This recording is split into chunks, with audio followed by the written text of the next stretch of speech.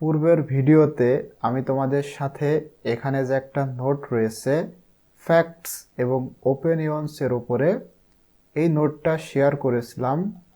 এখন এই ভিডিওতে আমি তোমাদের সাথে ইউনিট 1-এর লেসন 3.2 নিয়ে আলোচনা করব।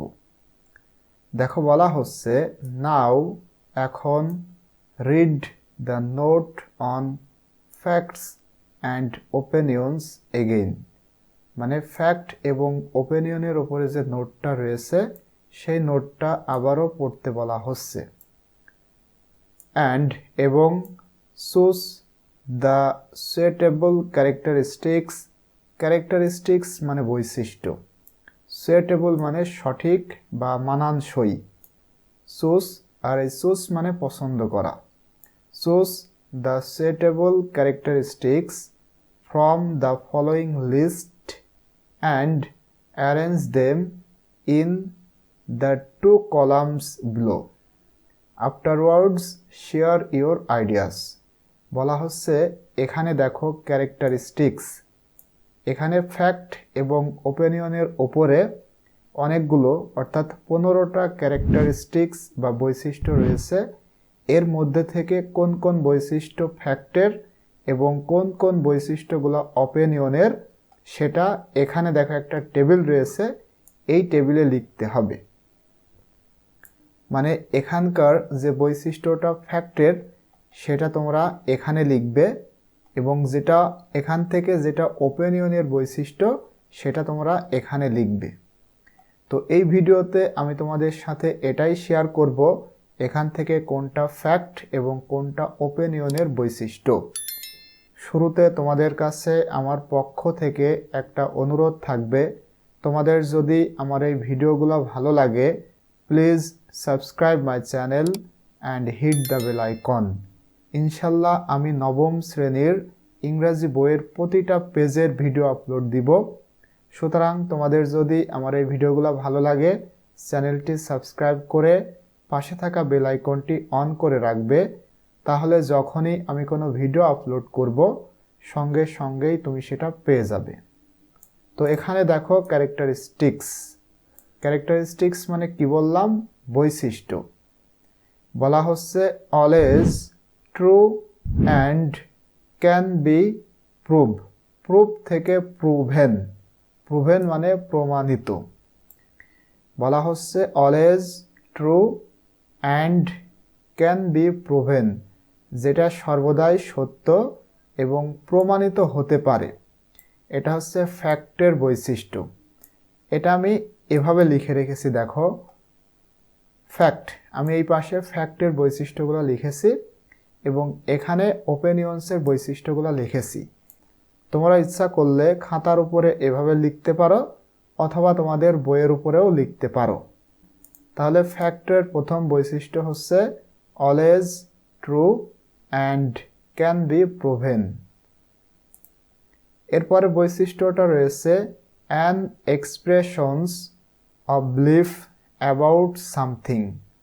অ্যান এক্সপ্রেশন অফ বিলিফ মানে বিশ্বাস, বিশ্বাসের ওপরে যে এক্সপ্রেশন প্রকাশ বা প্রকাশভঙ্গি, অ্যাবাউট সামথিং কোনো কিছুর ওপরে যে বিশ্বাস, সেই বিশ্বাসের যে প্রকাশ এটা কি, মানে এক কথায় মানুষের মতামতের কথা বলা হচ্ছে। তুমি একটা জিনিস বিশ্বাস করো, আমি অন্য জিনিস বিশ্বাস করি, আর একজন আর একটা বিশ্বাস করে, তাহলে এই বিশ্বাস কখনো সবার এক হবে না। তাই এই ক্যারেক্টারিস্টিক্স বা বৈশিষ্ট্যটা হবে ওপিনিয়ন্সের। এখানে দেখো লিখেছি an expression of belief about something.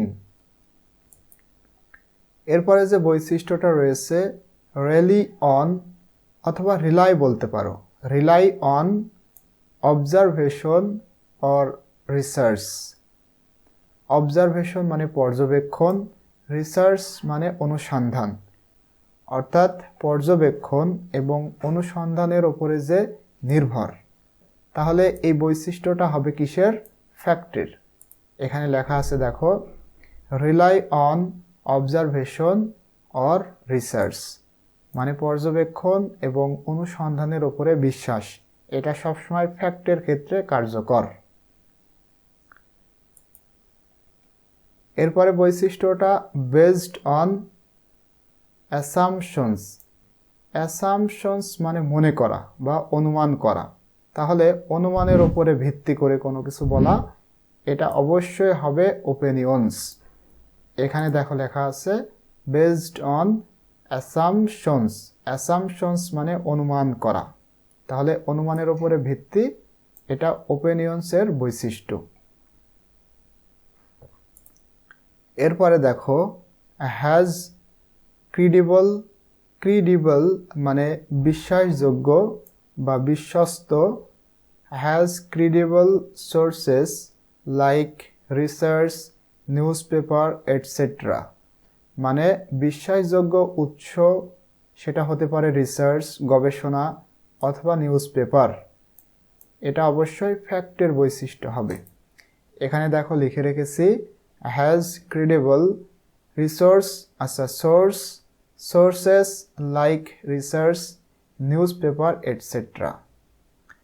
এরপরের বৈশিষ্ট্যটা the source of the information may be the teacher, mother etcetera. মানে শিক্ষক, মাদার মা, শিক্ষক মা এবং অন্যান্য যে সমস্ত ব্যক্তিগুলো রয়েছে তাদের যে সমস্ত উৎস, মানে তাদের যে সমস্ত তথ্য, এই তথ্যের উৎস এটা কি হতে পারে, এটা অবশ্যই ওপিনিয়ন্স। এখানে দেখো লেখা আছে the source of the information may be the teacher, mother etcetera. এটা ওপিনিয়ন্সের বৈশিষ্ট্য। পরের বৈশিষ্ট্য হচ্ছে টু মি। টু মি মানে আমার কাছে। Walking is the best way to visit a new place. আমার কাছে ওয়াকিং, হাঁটা, ইজ দ্য বেস্ট ওয়ে, সব থেকে ভালো পথ বা ভালো উপায়, to visit a new place, একটা নতুন জায়গা ভিজিট করা। অর্থাৎ নতুন জায়গায় ভিজিট, হেঁটে হেঁটে যাওয়া, এটা আমার কাছে খুব ভালো। এখন এটা আমার কাছে খুব ভালো, কিন্তু অন্য মানুষের কাছে তো ভালো নাও হতে পারে। যেহেতু এই কথার সাথে সবাই একমত হবে না, তাই এটা হবে ওপিনিয়ন্সের বৈশিষ্ট্য। এখানে দেখো লেখা রয়েছে to me walking is the best way to visit a new place.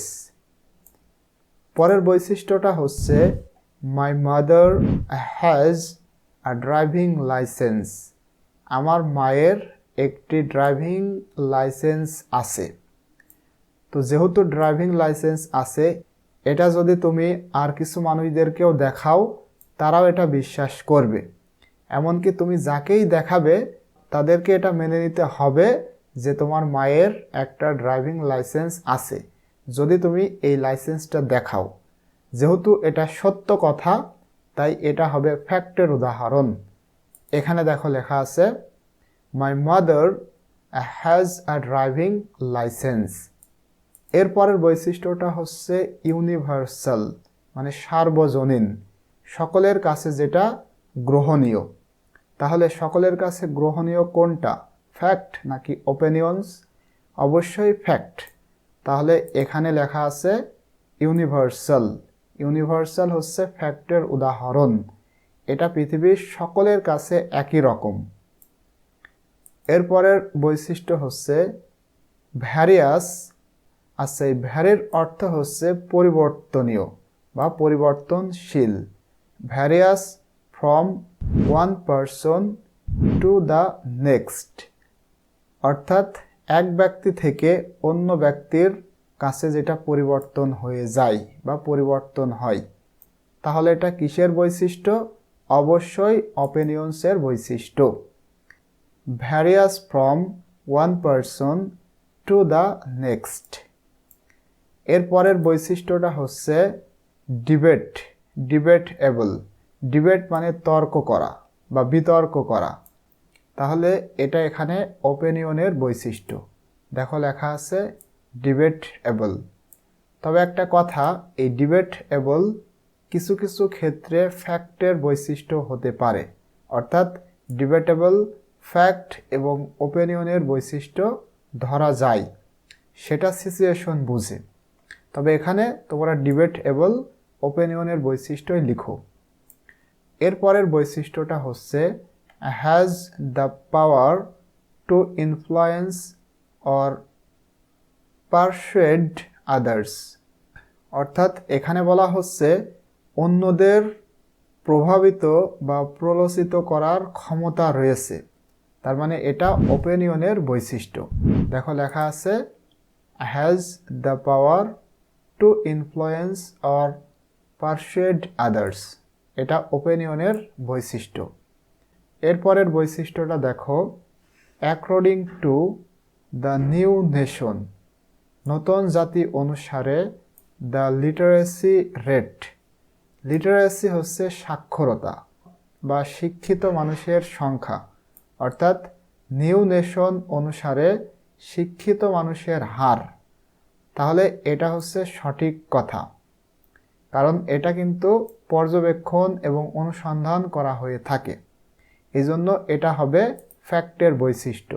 দেখো এখানে লেখা রয়েছে according to the new nation the literacy rate.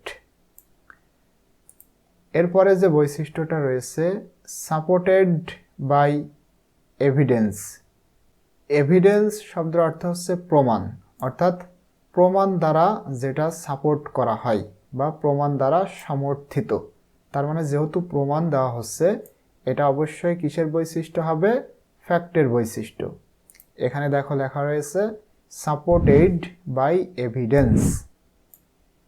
এরপরে যে বৈশিষ্ট্যটা রয়েছে finally involves our physical sense like hearing, seeing, smelling, touching or tasting. অর্থাৎ এখানে বলা হচ্ছে আমরা জানি আমাদের 5টা ইন্দ্রিয় রয়েছে, চক্ষু, কর্ণ, নাসিক্য, জিহ্বা, ত্বক। অর্থাৎ এই হিয়ারিং দিয়ে কান, কর্ণকে বোঝানো হচ্ছে, সিং দিয়ে চোখকে বোঝানো হচ্ছে, স্মেলিং মানে ঘ্রাণ, অর্থাৎ এটা দিয়ে নাককে বোঝানো হচ্ছে, টাচ, টাচ মানে স্পর্শ, অর্থাৎ এটা দিয়ে ত্বককে বোঝানো হচ্ছে, এবং টেস্টিং মানে জিহ্বাকে বোঝানো হচ্ছে।